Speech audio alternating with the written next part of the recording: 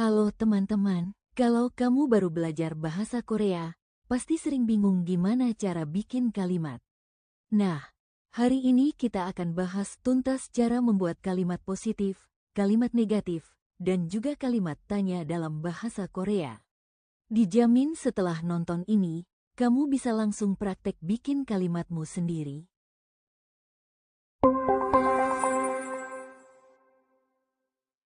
Pertama, kita pahami dulu struktur kalimat bahasa Korea. Berbeda dengan bahasa Indonesia yang biasanya subjek plus predikat plus objek, dalam bahasa Korea susunannya adalah subjek plus objek plus predikat. Contoh dalam bahasa Indonesia, saya makan nasi, subjek plus predikat plus objek. Kalau dalam bahasa Korea, susunannya jadi 저는 밥을 먹습니다. Kalau diterjemahkan per kata, maka artinya saya nasi makan. Ingat, kata kerja atau predikat selalu diletakkan di bagian akhir. Pola ini berlaku untuk hampir semua kalimat dasar dalam bahasa Korea. Sekarang kita masuk ke kalimat positif, yaitu kalimat yang menyatakan sesuatu secara biasa atau afirmatif. Pola kalimat positif adalah subjek plus objek plus kata kerja. Contoh pertama, 저는 밥을 먹습니다. artinya saya makan nasi. Contoh kedua, 그는 공부합니다. artinya dia belajar. Contoh ketiga, 우리는 영화를 봅니다. artinya kami menonton film. Tipsnya adalah, subjek sering ditandai dengan partikel eng, nen, objek ditandai dengan partikel lel. Kata kerja selalu diubah sesuai bentuk formal atau informal. Misalnya, 먹다, untuk informal dan formalnya adalah 먹습니다.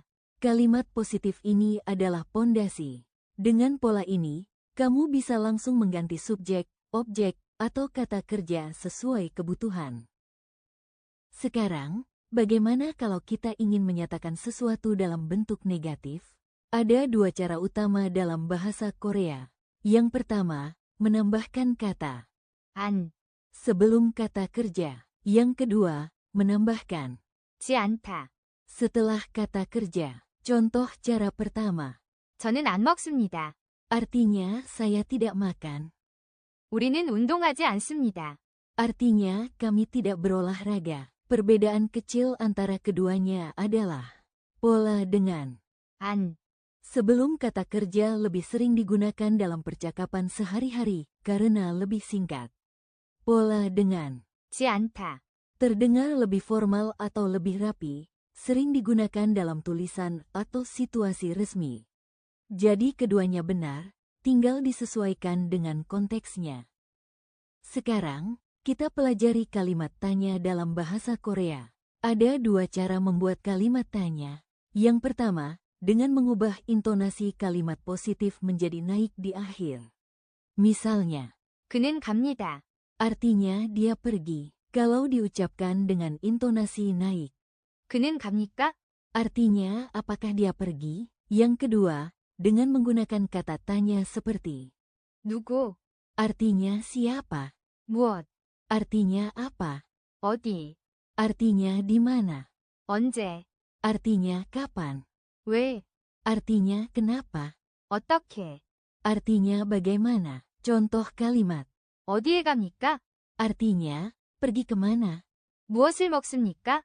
Artinya makan apa? Kalau membuat kalimat tanya dalam bahasa Korea, ada tiga hal penting yang harus diingat. Pertama, kata kerja selalu diletakkan di akhir kalimat. Kedua, kalau kamu ingin terdengar lebih formal, gunakan akhiran seupnika. Dan yang ketiga, dalam percakapan sehari-hari, cukup ubah intonasi kalimat biasa menjadi naik di bagian akhir. Jadi, intinya gampang sekali. Kata kerja di akhir, pilih gaya formal atau informal, lalu mainkan intonasi. Sekarang kita ringkas. Kalimat positif, subjek plus objek plus kata kerja. Kalimat negatif, gunakan an plus kata kerja atau ji Anda. Kalimat tanya, intonasi naik atau gunakan kata tanya. Kalau tiga pola ini kamu kuasai, dijamin kamu bisa langsung membuat banyak kalimat sederhana dalam bahasa Korea. Sekarang giliran kamu. Coba buat 1 kalimat positif, 1 kalimat negatif, dan 1 kalimat tanya dalam bahasa Korea.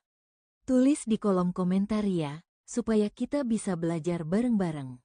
Jangan lupa like, share, dan subscribe biar nggak ketinggalan materi berikutnya. Gamsahamnida.